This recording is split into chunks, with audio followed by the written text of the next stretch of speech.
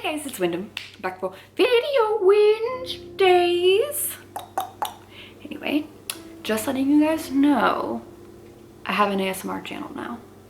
I mean, I've had it, but I'm really trying to post more, just because why the heck not? Anyway, so I thought today I would talk a little bit about something more serious. I feel like those types of videos, I feel like they're needed by more people, you know? Like, yes, I like unboxing toys, and yes, I like doing all this fun stuff, and yes, I like talking about anime, but I also like talking about reality, and I like talking about relationships, and I like talking about real life. And I think today I'm gonna talk about toxicity. So I kind of posted before in my video about being married to ADHD. I talked about like the difference between dealing with someone who has mental health problems versus toxicity. Now, I do think that those two things can definitely cross over. I think that those things can be interconnected, interwoven. I think sometimes it's very hard to split the difference and really tell like what's toxicity and you know, like what's the mental health part. I get that, but deep down I think the concept of toxicity is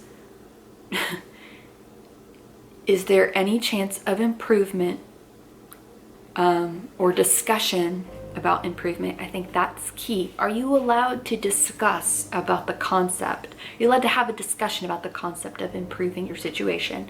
Are you allowed to talk about the idea of improving the relationship? And would you be better off if you got out? Those are so key. And I feel like it comes with romantic relationships. If you have a toxic parent that you don't need around, you know, toxic siblings, that kind of stuff. Now, I don't mean toxicity like if someone continuously treats you incorrectly, like if someone continuously treats you incorrectly and you don't have a conversation with them about how it hurts you and you just leave, that's not dealing with the situation properly, okay? You can't just be like, oh, you're toxic, and then just leave and be like, I'm better off, I don't need toxicity in 2020, get out of my face. No, no, we're not doing that today. So I think first of all, we need to kind of talk about like some toxic traits. And so I looked some up online, and I'm going to talk about my personal experience with toxicity.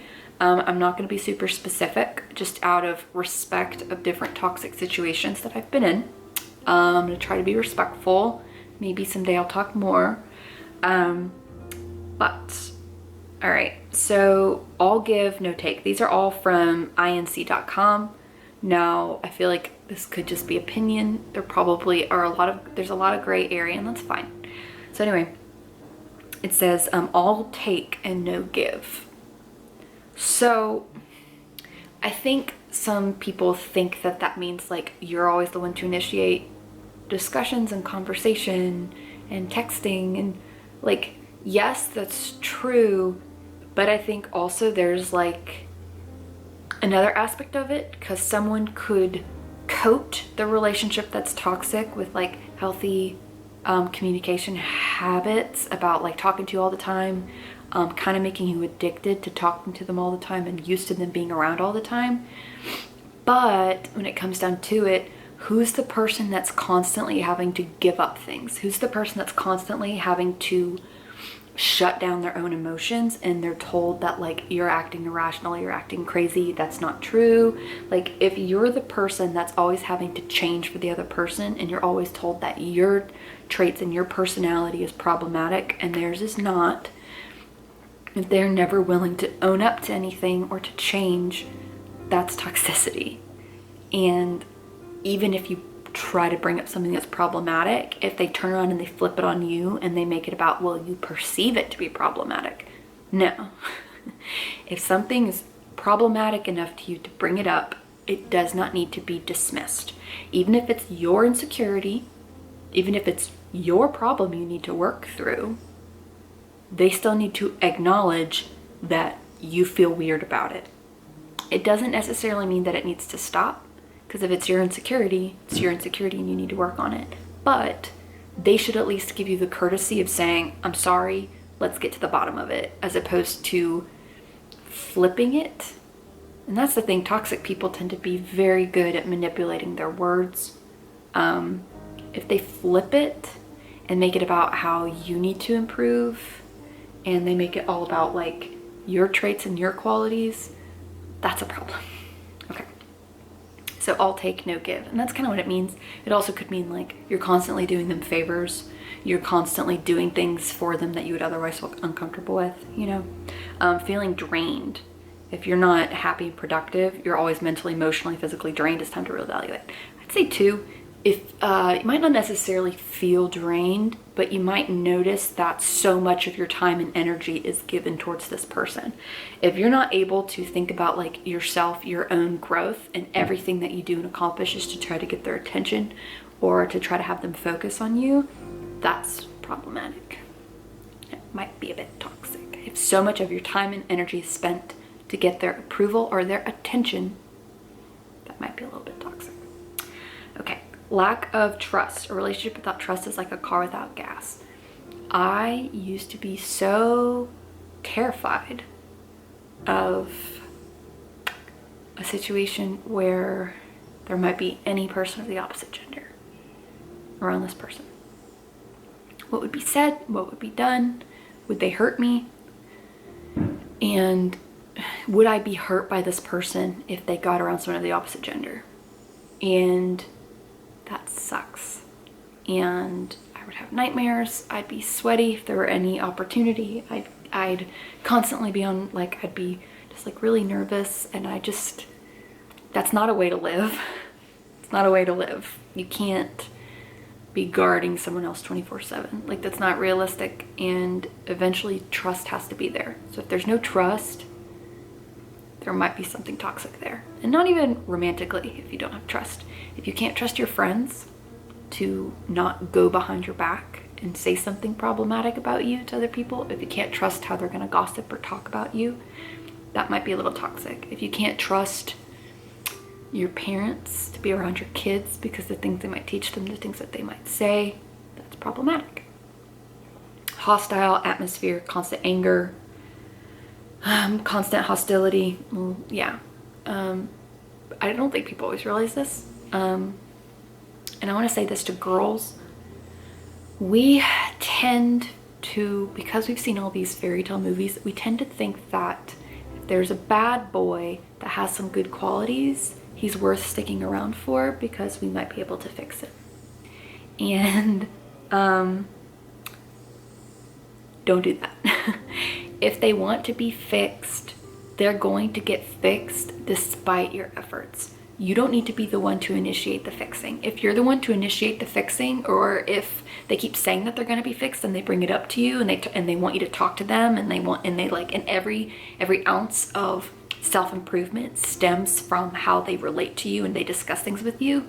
If you're not married to them, you know, if they're not your roommate, if they're not your best friend that you talk to 24/7, like, self-improvement needs to be self-improvement, and you're not their therapist. So, but yes, hostile environments are bad. Occupied with imbalance.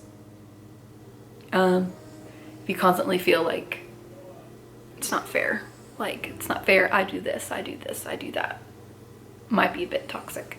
And of course, this also kind of trails into, I would say, gosh, what's the way to word this? I would say this trails kind of into when you're in a situation where you might be a caregiver for someone with a mental or physical or emotional handicap. That type of relationship doesn't always mean that, like, the imbalance is toxic. Sometimes it could just be that you're frustrated and drained and you need to ask for help. So it doesn't mean you need to get out. It might just mean that you're a little lonely and you need some help and some backup. Constant judgment. Yeah, if you feel like everything that you do is going to be judged and critiqued, and if everything that they say, like, if they give you a bunch of criticism and like 1 ounce of something positive, and you feel like every time you take like an action, it's going to be judged, might be a bit toxic. Persistent unreliability. Yeah, like if they flake on you all the time and it takes your emotional bandwidth to make plans with them, might be a bit unhealthy. Loaded with negative energy. Yep. I feel like that speaks for itself. I've been around people who they self-sabotage. I've been around people who negative things happen to them all the time. And they come to you seeking advice, and you give them sound wisdom. You give them sound, wise advice, and they refuse to listen to it because they want to sit in their negativity so they can blame all their bad circumstances on outside sources. If you never make a change, you don't have to worry about blaming bad things on yourself because it's everybody else's fault. That's a little toxic. Lack of communication. Yeah, if they leave you like on red for days and days and days and they think that it doesn't bug you, might be a bit toxic. Continuous disrespect. Yeah, I think it also just depends on your interpretation of respect. And that might depend on cultural background. It might depend on personal, personal like standards. So yeah, I'd say continuous disrespect. And disrespect doesn't necessarily mean they're like, I disrespect you, I slight you, I insult you to your face. It doesn't always mean that. Disrespect could be as simple as like, they don't take your ideas seriously, or they don't take you seriously as an adult. They don't think that you can handle things by yourself. Yeah, constant disrespect, basically. Never-ending drama. Yep, I've been there. I've been the go-to person for multiple people, several people, all at a similar time in my life. And it seemed like, again, I'm going to mention this, it always seemed like the most horrible things were always happening to them, always full of drama, losing a job here, being broken up with here. And it becomes hard to keep up with it. There's loyalty and there's love, but there's also recognizing when someone is not listening to you, when you're trying to tell them you need to do this because this is problematic. Doesn't mean you have to cut ties completely. They just might not be meant to be the main person in your life. Persistent self-betrayal. I've done this. Okay, so this usually goes towards romantic relationships, not always friendships. Maybe friendships if they're slightly romantic, or friendships if, you know, they're the most important people in your life. I've done things that I regret, that I wasn't really comfortable with, things that weren't really like myself. Stances on alcohol, stances on physicality in relationships, stances on substances, like things I didn't think I would do for someone, I wound up doing because I didn't want them to think that I was lame or that I wasn't cool. You know, I'm not a person that enjoys being drunk. I didn't even drink until I was 21. I never thought that I, as a person, be like, oh yeah, I want to get drunk. Da, da, da. Like, I never wanted to be drunk. And I'd get convinced all the time that being drunk was fun, and everybody does it, and it makes you more fun and interesting, and it's really fun to do with a group. And I just remember feeling not like myself. I remember feeling out of control. I remember feeling sloppy. There were lots of other things that I experimented with, and things that I tried, and things that I let happen. And now that's not stuff I'm comfortable with. It's not stuff in my daily life. It's not stuff that I like. If someone is convincing you that, oh, you'll be cool, you'll be better, and almost like you feel almost so pressured that you feel like your relationship will dissipate if you don't give in to something you're kind of not comfortable with, That's problematic. I'm feeling unworthy. If you feel like you constantly have to like change yourself to be a cooler version of yourself to be accepted, that's problematic. And I've been there. I styled my hair to please somebody. Changed my clothes to please somebody. Bought clothes. Stopped pursuing hobbies. There was a situation where someone wasn't comfortable with something that I had in my life that I kept. Got rid of it. Like, that's not okay, and that's problematic. And even if you're giving in and you're part of the toxic pattern, you need to recognize that it's toxic. Because also, if this is a toxic pattern, it doesn't mean that the person that you're with is toxic. It could mean that the relationship itself and the relationship dynamic is toxic because of patterns that you've established. That is so important. They might not be toxic. The patterns you've developed might be toxic. And the energy and the time that you've spent investing into these patterns might be problematic. Act with uncertainty. Yeah. If there's like a lot of like kind of vague promises and they're not real, and then if you like bring them up later in conversation, they pretend that they can't remember what they told you, that's problematic. Brimming with envy. This goes for both sides. When I was dealing with toxicity, I was very envious. I was envious because there were other people receiving positive attention, and I had to pretend like I was okay with it when I wasn't, and I was really uncomfortable with it, and it just made me so jealous and almost like obsessive with the other people. And it was like frustrating because that's not me. That's not how I like to act. But I was so filled with like mistrust, and I was so filled with like uncertainty that I was just envious of other people getting that attention because there was a lack of trust. I thought that they were going to be cooler than me. I thought that they were better than me. I thought they'd get more attention, and I thought that I'd be thrown aside. And you need to realize that you have worth and you have value, and yeah. And then if they're jealous all the time, if they're jealous of your success, they're trying to undermine your success, if they're jealous of how smart you are, if they're trying to steal their talents for themselves, or they undermine your own talents, that's bad. If they make you feel like your own stuff isn't good enough and they are jealous of where you're going with your career. I actually had a situation where I had a job offer and I was told by someone that I should ask for minimum wage.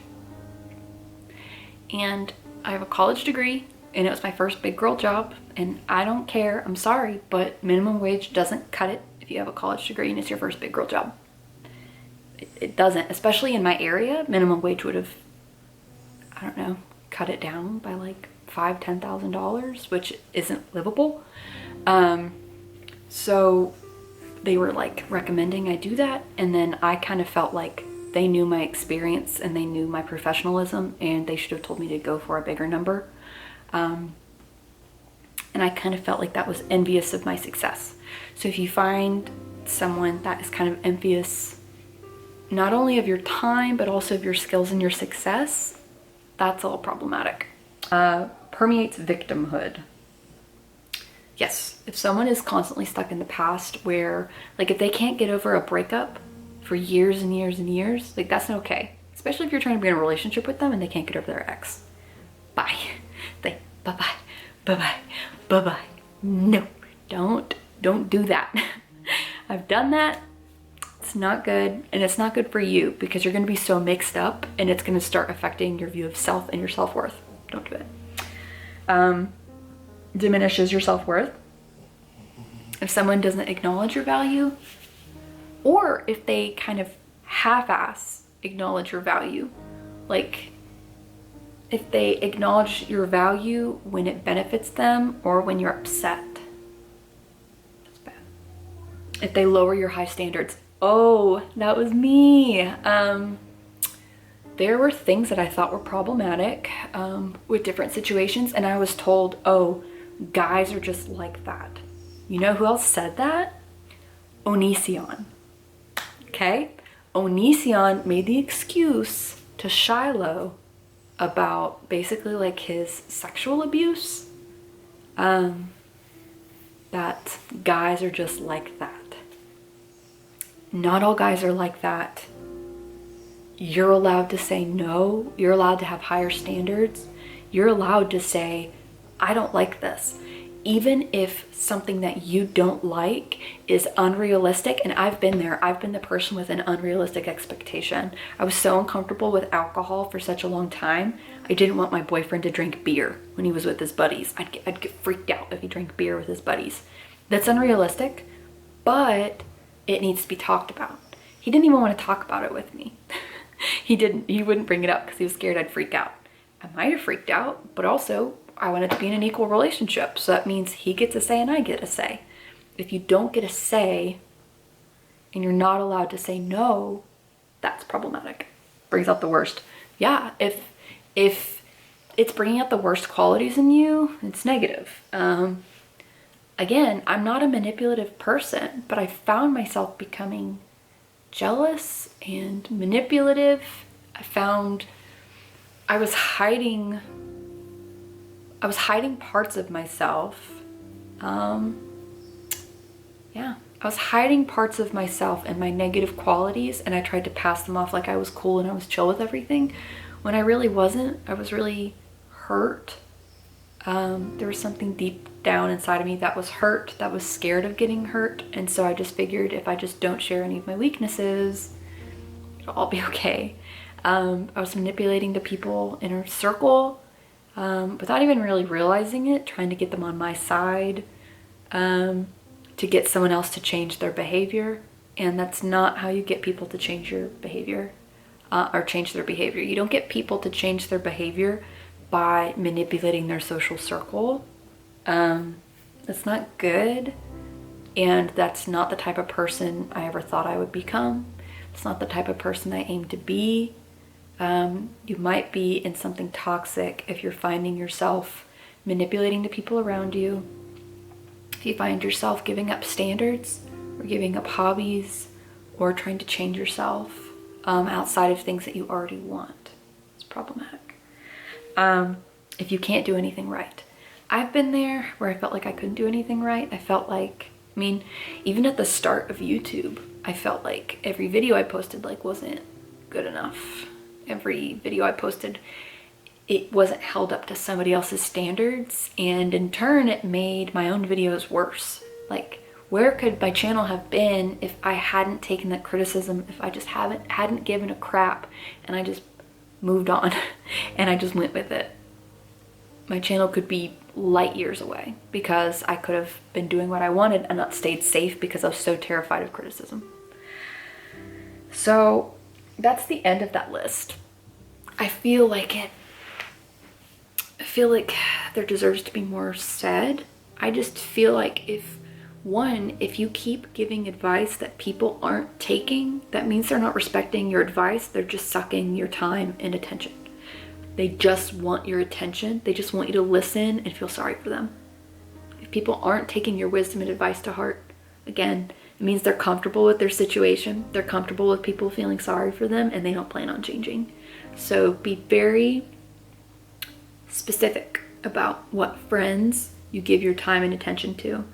This was something that Octo pointed out to me at the beginning of our relationship. He was like, hey, this person, they literally give you nothing except take from you. They take and take and take from you, and they don't listen. They refuse to listen.